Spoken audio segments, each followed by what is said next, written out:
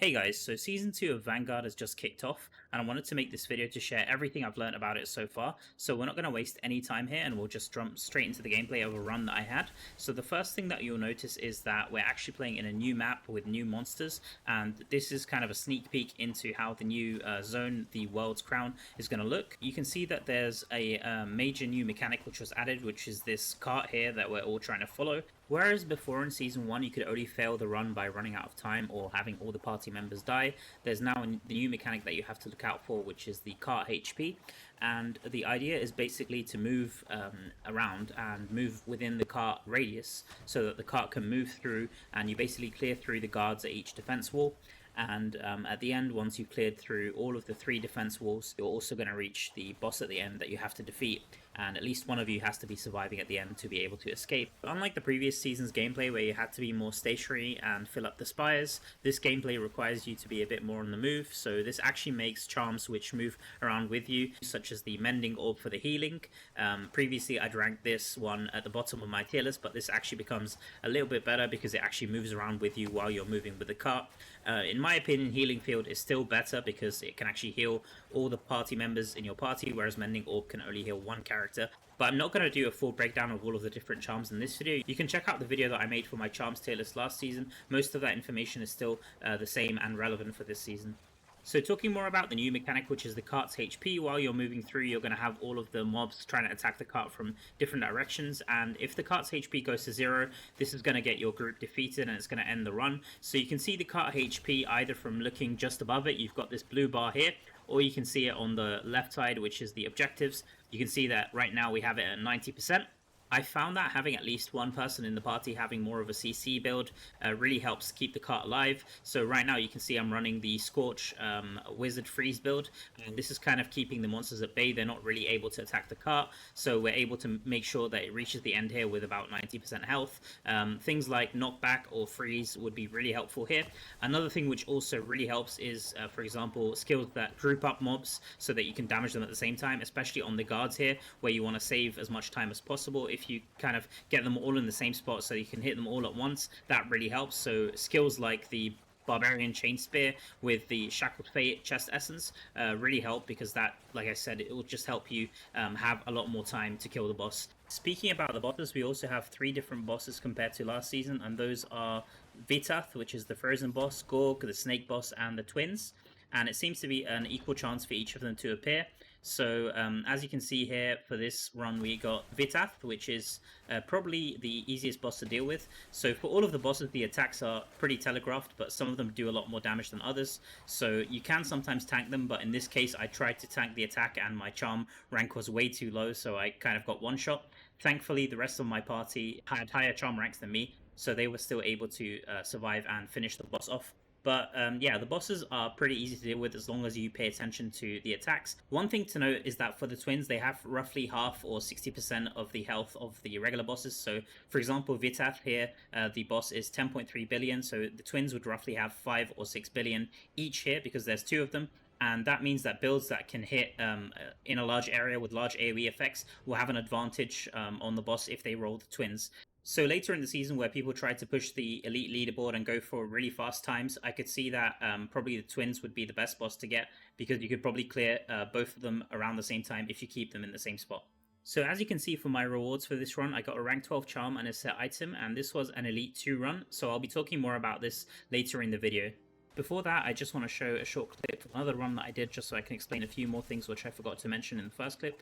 So as you can see here, there's a prompt in the middle of the screen that says incoming monsters, and when this shows, you're going to have these red circles that you have to dodge, and if you kind of get hit by them, 2 of them will do a huge amount of damage and will probably one-shot your character. So it's really important that you dodge them, and if you do see that prompt that says incoming monsters, then it's actually okay to move away from the cart just so you can make sure you dodge them. The second prompt here is the incoming bulwark guards. As you can see, we have 2 waves of guards. So if you look at the left where the objectives are, you can see it says kill 2 out of 2. So now we're trying to kill the second wave. So there's 3 walls, and the first wall you have to kill 1 wave of guards, second wall is 2 waves of guards, and then the third wall is 3 waves of guards. A lot of players do neglect looking at the objectives on the left, but I think that it's really important. When it says escort here, where it says escort the siege, you just want to be in the middle, just pushing the cart, and you can see how many players are in the middle by the arrows. But when it says incoming monsters, that's really important that you kind of look out for the circles and dodge them. So in that case, like I said, it is okay to move away from the cart. But as you can see here, we're reaching the third wall now. So once again, it's going to say incoming guards,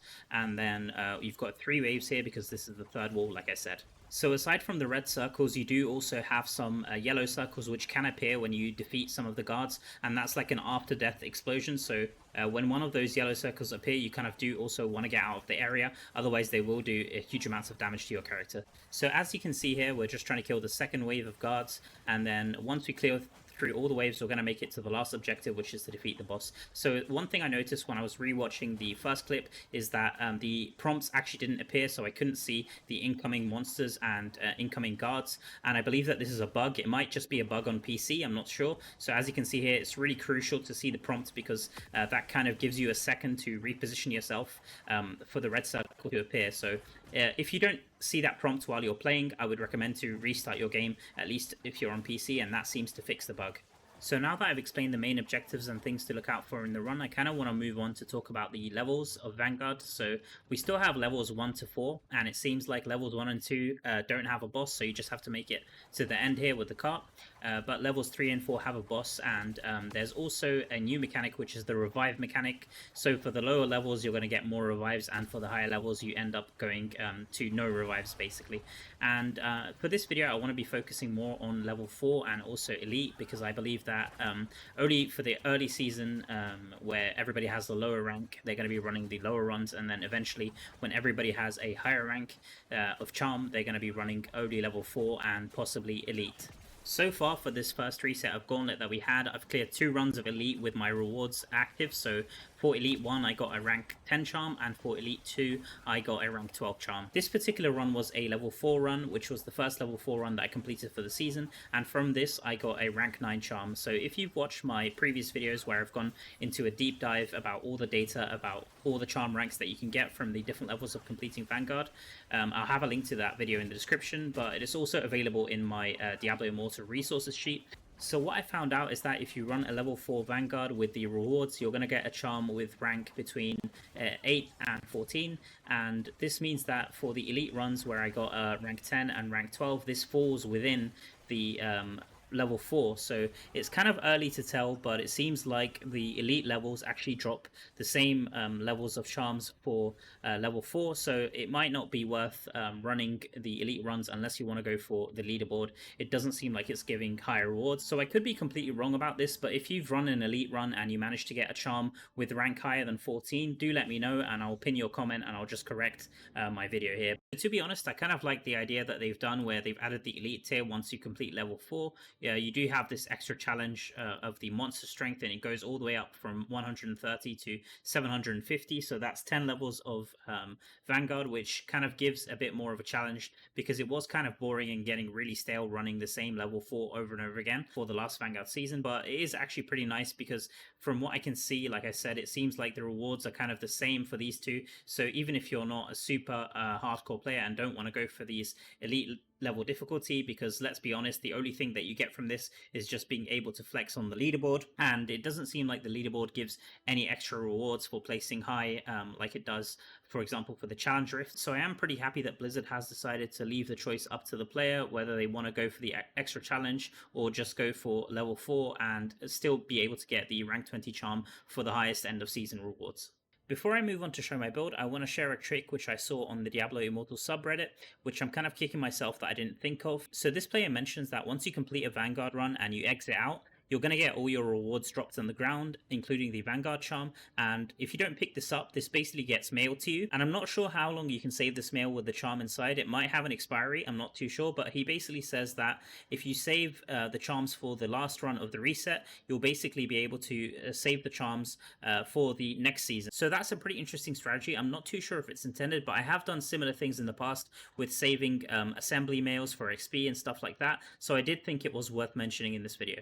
I'll quickly show the build that I like to use for Vanguard now. So I'm going to actually start off with showing the Paragon, because this applies to all the classes and not just the Wizard. So for the Paragon tree for early seasons of Vanguard, I like to use the Survivor tree, and these are the nodes that I like to use. So this one here says that when you drop below 30% life, you gain 35% block chance for 6 seconds, cannot trigger more often than once every 60 seconds. So this is really good because the run basically lasts for between 4 and 5 minutes. Then I've got the reduced cooldown reduction of that effect to 45 seconds rather than 60 seconds. And then I'm using the unyielding node. So this reads that for every 10% of missing life, you take 1.2% less damage. This is also a really good damage reduction whenever you're low on life. I'm also using the indestructible node. So this says that fatal attacks from monsters instead reduce your life to 1 and make you immune to all damage from monsters for the next 3 seconds. This kind of works like a savior effect. And then lastly, I'm using the regeneration node. So this simply says that whenever you drop below 30% life, you regenerate 3.5% of your maximum life per second for every nearby party member for 6 seconds. Because for this mode, you're always nearby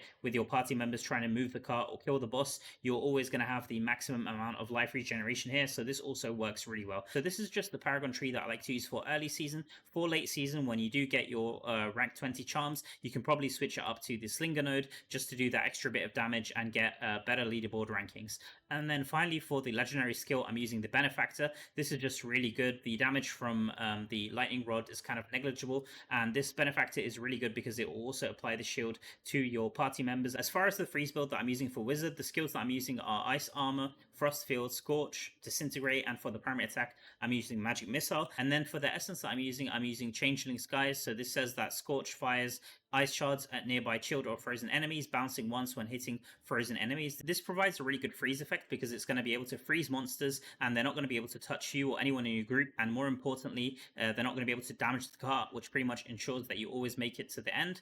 And then I'm using the Lasana's Sorrow for the chest, which buffs Frostfield, and it gives a chill effect and also a freeze effect on critical hits. This is really good. And then I'm using the Disintegrate package, which is the Crystalline Shadow and the Hasten Oblivion. This gives you the summon for Disintegrate, which is going to give you the beam, and that gives a nice AoE to hit everything and proc the Son of Sorrow from the Frostfield. And then for the main hands, I'm using the main hands which buff Disintegrate, so the Scour Cut, which buffs Disintegrate range, and then the Entropic Edge, which buffs Disintegrate damage. For the offhands, I'm using the Hailstone.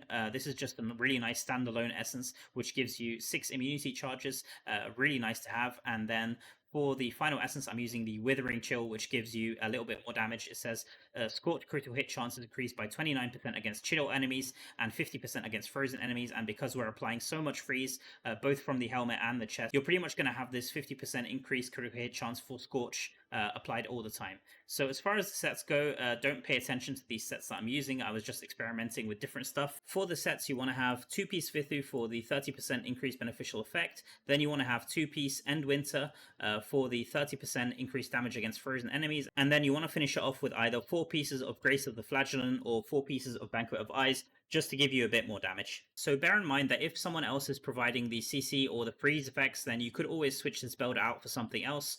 You could always go for the infinite power build or a higher DPS build of your choice, but this build I found gets the job done pretty well.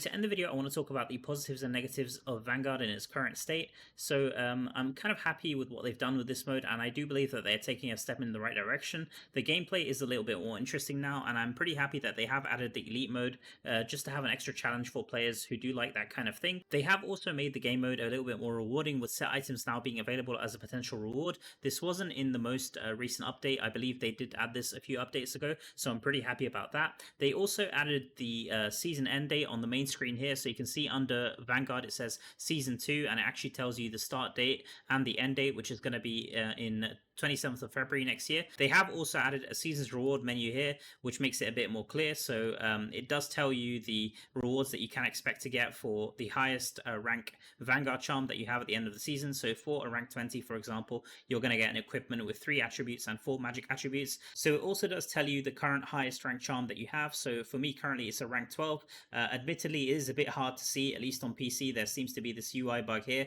which I believe that they can easily fix. So I hope that they do fix that. Another really good thing, which I'm sure a lot of players have noticed, is that they've actually changed how these items work. So looking at this item, this is actually the item that I got rewarded with for the end of last season. So this is actually a really good item. If you look at the magic attributes, it has the boss affix here, and then it has damage to elites, critical hit chance, critical hit damage, and it also has fortitude and intelligence. It's missing the willpower, but it's still a really decent item, and I will be using this. It's kind of unfortunate because I know that a lot of players didn't get such a great item. It would be nice if it was kind of guaranteed to have the critical hit chance and also critical hit damage rolls, which a lot of players are looking for. But the thing which I wanted to talk about is that now the boss affix has been kind of tweaked. It says that your primary attacks have a 5% chance to trigger the boss affix. Before it would only trigger during your ultimate, but now they've changed the way that this works, so it can just trigger off your primary attacks with a lower 5% chance. So I'm kind of happy that they have changed this, and it was something that I mentioned as a feedback in my previous Vanguard video. Moving on to talk about the negatives now. So the first thing I noticed is that why are these Vanguard charms still in the inventory taking up space? You can see that I'm really struggling with my inventory right now, and just having these in my inventory is really annoying. It's kind of weird because you can't actually equip them from this menu anymore. If I try to equip them, it says equip this charm on the Vanguard screen. So this is the place that you can equip them. You have to click at the bottom here and then select the charm that you want to equip. So let's say I want to equip this one. Now it gets replaced. I'm just going to change that back here. But since you've got this window here, it's kind of weird that you also have them in your inventory. The other thing I noticed is that a few players were actually annoyed or confused about why they lost their Vanguard charm for the last season. So all of the charms got wiped so that people could get their end of season rewards, but this isn't actually mentioned anywhere in the information of Vanguard. So we kind of guessed that it would work like that, and that turned out to be the case, but players shouldn't really have to guess how that works. It would have been nice if it appeared somewhere here. While we're on the topic of season rewards, it's another negative that I wanted to mention. I feel like these rewards are a bit lackluster. They could definitely be buffed. I think I said something like they should be doubled or tripled in my last Vanguard video, and I still believe that this is the case. I think it's kind of weird that you only get the rewards for the highest ranked charm that you have, even if you had multiple rank 20 charms. I think some players had 2 rank 20 charms at the end of the last season. You only get the rewards for one of them, so maybe they could change how this works for the future season. Moving on now to talk about all of the UI issues. So I've already mentioned the UI issue on this screen. There's another UI issue here. So if we click level 1, it says escort, which is fine. Level 2 should also say escort, but it says cleanse the purification piles. This was from last season. Level 3 is fine. Level 4 is also fine. If we click on the menu for Vanguard here and scroll all the way down here, you can see that they still haven't fixed the charms. So it says that there are 4 types of Vanguard charms: aggressor, healing, guard, and sapper. This is completely wrong. I think this is just a mistranslation. And then also if we go to the upgrade window of the charm, so if we go here and crafting, there's also a UI bug, I believe here. So you can see here, I mentioned this before, it's in the upgrade section. So it tells you the shards for every single level, which is really nice. But then when it gets here, it says 5 to 11, which is wrong. It should just say 11. And then the same here, it should just say 12.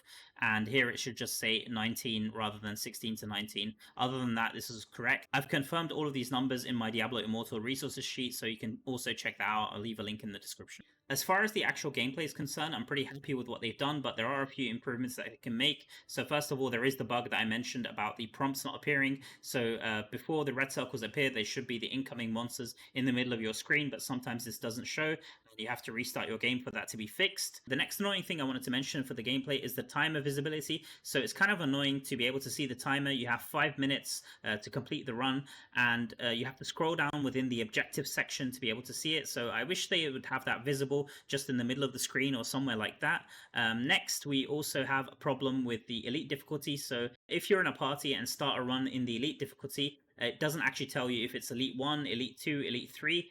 Only the party member knows the level that they've selected, and other members in the party aren't able to actually see it. So it would be nice if they fix this. I think this is just a UI bug. The last thing I want to mention, which is also really annoying, is that you can't check the rank of other players' charms in your party. The only way you can do that is to start the run like I've done here, and then manually inspect their profiles and check each of their ranks, which is really annoying, and I think that this needs to be changed to show it on the menu. As far as Vanguard goes, that's about everything that I wanted to mention in this video. I will also be leaving my feedback in the partner program, but just for those of you who made it this far into the video, I will leave you a bit of a bonus. So if you go to the account section and enter the code CCXP in the redeem code section, you will get a mail with a couple of rewards, a legendary crest, and a couple of normal gems. So I hope that this video has been useful, guys. Do let me know in the comments what you think of the new Vanguard and also the highest elite level that's been cleared on your server. Currently on our server, the highest that's been cleared is level 5, I'll probably also be pushing for the leaderboard myself after the weekly reset, so expect some future content there. But for now, I'm going to be signing off, and I'll catch you all in the next video. Peace.